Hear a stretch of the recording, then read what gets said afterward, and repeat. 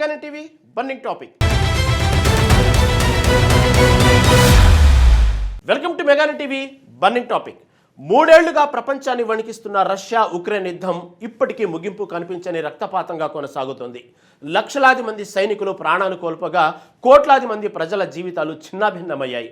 యుద్ధం 2 దేశాలకే పరిమితం కాకుండా ప్రపంచ ఆర్థిక వ్యవస్థను, ఆహార భద్రతను, మానవతా విలువలను తీవ్రంగా దెబ్బతీసింది.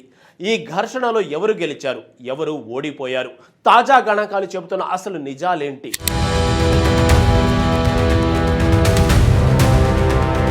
రష్యా ఉక్రెయిన్ సరిహద్దుల్లో 3 ఏళ్ల కిందట మోగిన తుపాకుల మూత నేటికి ప్రపంచాన్ని వణికిస్తూనే ఉంది. నాటో కూటమి చుట్టూ తిరిగిన రాజకీయం 2022 ఫిబ్రవరి 24న ఒక సార్వభౌమ దేశంపై పూర్తిస్థాయి రణరంగానికి దారితీసింది. ఆధునిక మానవ నాగరికత ముక్కున వేలేసుకునేలా క్షిపణులు నిప్పులు కురిపిస్తూ నగరాలను శ్మశానాలుగా మార్చడం మొదలైంది. కేవలం కొన్ని రోజుల్లో ముగుస్తుందనుకున్న ఈ ఘర్షణ రష్యా అంచనాలను తలకిందులు చేస్తూ సుదీర్ఘ పోరాటంగా రూపాంతరం చెందింది.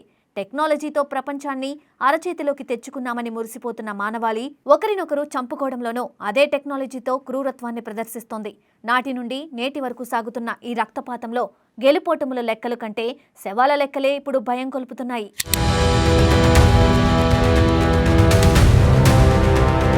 శవాల లెక్కలు అలా భయం గొలుపుతుండగానే ప్రారంభంలో పరిమితంగా ఉన్న ఈ యుద్ధం 2023-2024 సంవత్సరాల్లో అత్యంత బీభత్స రూపాన్ని దాల్చింది. అమెరికా, ఐరోపా దేశాలు ఉక్రెయిన్కు అత్యాధునిక ఆయుధాలు సరఫరా చేయడంతో యుద్ధరంగం మరింత వేడెక్కింది. రష్యా సైతం వెనక్కి తగ్గకుండా డ్రోన్లు, హైపర్సోనిక్ క్షిపణులతో ఉక్రెయిన్ నగరాలపై విరుచుకుపడి సర్వనాశనం చేసింది. ఇరు దేశాల ఆహలు, ఆయుధ పోటాపోటీల మధ్య కాలం కరిగిపోతుందే తప్ప శాంతి జాడలు ఎక్కడా కనిపించలేదు. వ్యూహాత్మక ప్రాంతాల కోసం జరిగిన ఈ కాలంలోనే ఇరు పక్షాలు తమ సైనిక బలగాలను భారీగా కోల్పోవాల్సి వచ్చింది. క్షేత్రస్థాయిలో ముంచెత్తిన ఈ ఆయుధాల తుఫాను ఇరు దేశాల భవిష్యత్తును కండ్ల ముందే బూడిద చేస్తూ దిగ్భ్రాంతికర నిజాలను మిగిల్చింది.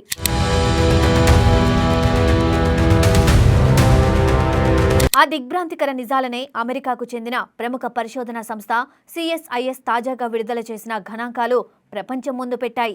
ఈ నివేదికలో ఇరు దేశాల వైపు కలిపి సైనిక మరణాలు, గాయాల సంఖ్య ఏకంగా 20 లక్షలకు చేరిందన్న వార్త ప్రపంచ విలువలపై చెంపదెబ్బలా తగిలింది.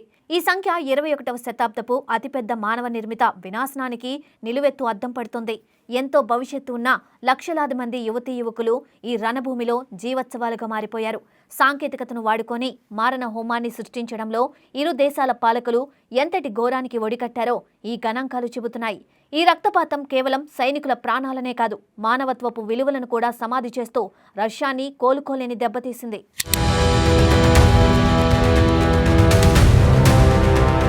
రష్యాకు తగిలిన ఆ కోలుకోలేని దెబ్బ ఇప్పుడు అంతర్జాతీయ వేదికలపై ఒక బహిరంగ రహస్యంగా మారిపోయింది.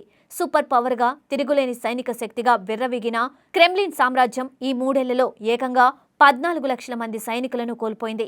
ఇందులో 4.5 లక్షల మంది యోధులు ప్రాణాలు కోల్పోవడం అనేది ఒక పూర్తి తరాన్ని సమాధి చేయడమే అవుతుంది.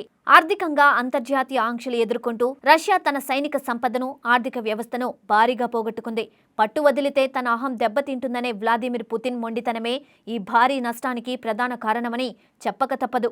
సూపర్ పవర్ ఇమేజ్ చాటాలనుకున్న రష్యాకు ఈ యుద్ధం ఒక తీరని శాపంగా మారితే అవతలి వైపు ఉక్రెయిన్ ఆక్రందనలు మిన్నంటుతున్నాయి.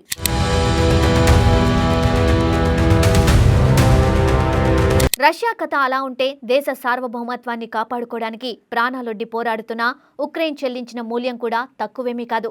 రష్యా దురాక్రమణను అడ్డుకుంటున్నప్పటికీ ఉక్రెయిన్ ఒక శ్మశాన వాటికగా మారుతోందన్నది కాదనలేని నిజం. ఈ పోరాటంలో ఇప్పటివరకు దాదాపు 1,50,000 మంది ఉక్రెయిన్ సైనికులు దేశం కోసం ప్రాణాలు అర్పించారు. మరో 6 లక్షలకు పైగా సైనికులు శాశ్వత అంగవైకల్యంతో, తీవ్ర గాయాలతో మిగిలిపోయారని నివేదికలు చెబుతున్నాయి. రష్యా క్షిపణుల దాడికి కూలిపోతున్నది కేవలం అక్కడి భవనాలు, మౌలిక వసతులు మాత్రమే కాదు, ఆ దేశ భవిష్యత్తు కూడా. కోట్లాది మంది ప్రజలు తమ ఇళ్లను వదిలి ప్రాణాల కోసం ఇతర దేశాలకు శరణార్థులుగా వెళ్లడంతో ఈ విధ్వంసం ప్రపంచ ఆర్థిక వ్యవస్థకు షాక్ ఇచ్చింది.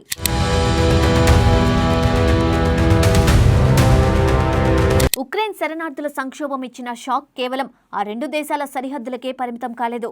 గ్లోబలైజేషన్ పుణ్యమా అని ప్రపంచ ఆర్థిక వ్యవస్థలన్నీ ఒకదానితో ఒకటి ముడిపడి ఉన్నవేళ ఈ యుద్ధం అంతర్జాతీయంగా ఆర్థిక భూకంపం సృష్టించింది. ముడి చమురు, గ్యాస్ ధరల విపరీతమైన పెరుగుదల వల్ల అంతర్జాతీయ రవాణా వ్యవస్థలు భారంగా మారాయి. ప్రపంచవ్యాప్తంగా ద్రవ్యోల్బణం పెరిగిపోయి నిత్యావసరాల ధరలతో ప్రతి సామాన్యుడి జేబుకు చిల్లు పడుతుంది. సప్లై చైన్ పూర్తిగా దెబ్బతినడంతో వ్యాపార రంగాలు కోలుకోలేని విధంగా నష్టపోయాయి. రెండు దేశాల మధ్య రేగిన మంటలు ప్రపంచవ్యాప్తంగా ఉన్న పేద దేశాల ఆర్థిక పునాదులను కదిలిస్తూ తీవ్ర మానవతా సంక్షోభానికి దారితీశాయి.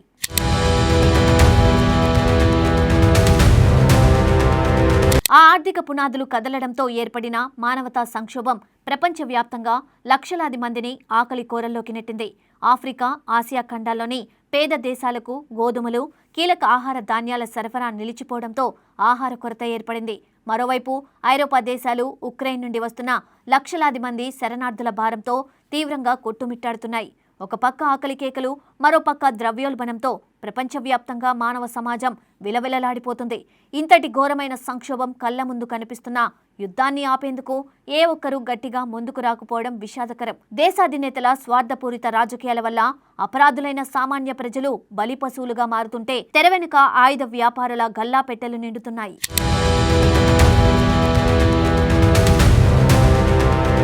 సామాన్య ప్రజలు అలా బలిపశువులుగా మారుతుంటే కొందరి గల్లాపెట్టెలు మాత్రం నిరంతరం నిండుతూనే ఉన్నాయి.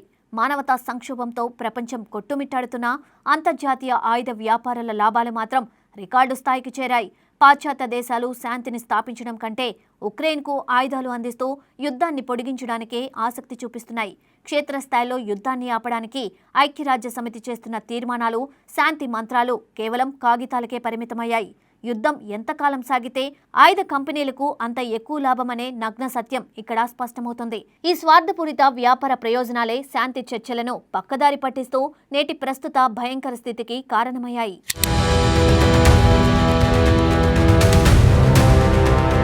ఆ ఆయుధ వ్యాపారమే కారణమై యుద్ధం మొదలై 3 ఏళ్లు దాటినా ప్రస్తుత తరుణంలోనూ క్షేత్రస్థాయి పరిస్థితులు అత్యంత ఉద్రిక్తంగా ఉన్నాయి. భూభాగాలను వదులుకునే ప్రసక్తే లేదని ఉక్రెయిన్, పట్టు వదిలితే తన అహం దెబ్బతింటుందని రష్యా మొండిగా ముందుకు సాగుతున్నాయి. పాశ్చాత్య దేశాల నుండి వస్తున్న అత్యాధునిక ఆయుధాల మద్దతుతో ఉక్రెయిన్ రష్యా భూభాగాలపై ప్రతీకార దాడులను తీవ్రం చేసింది.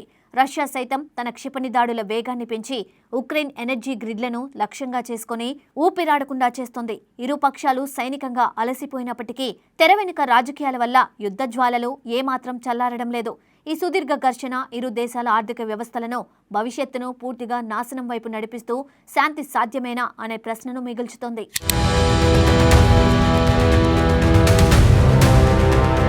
ఆ ప్రశ్నకు సమాధానంగా చివరకు మిగిలేది శ్మశాన వైరాగ్యమే అని 20 లక్షల మంది సైనికుల బలిదానాలు ప్రపంచ నేతలను హెచ్చరిస్తున్నాయి. ఇప్పటికైనా అంతర్జాతీయ సమాజం కేవలం ఆంక్షల రాజకీయాలు పక్కన పెట్టి ఇరుపక్షాలను చర్చల మేజా బల్ల ముందుకు తేవాలి. అమెరికా, నాటో కూటమి యుద్ధాన్ని పొడిగించే వ్యూహాలను ఆపి నిజాయితీతో కూడిన శాంతి చర్చలకు చొరవ చూపాల్సిన సమయం ఆసన్నమైంది. రష్యా, ఉక్రెయిన్ దేశాలు తమ మొండి పట్టు వదలకపోతే ఈ శతాబ్దపు అతిపెద్ద మానవ నిర్మిత వినాశనానికి ముగింపు పడదు. విఘ్నత మేల్కొనకపోతే ఈ యుద్ధ జ్వాలలు మరికొన్ని దేశాలను దహించి వేయడమే కాకుండా భవిష్యత్తు తరాలకు కోలుకోలేని చీకటిని మిగులుస్తాయి. యుద్ధమా, శాంతా తేల్చుకోవాల్సింది ఆయుధాలు కాదు, ప్రపంచ దేశాల అధినేతల విఘ్నత మాత్రమే.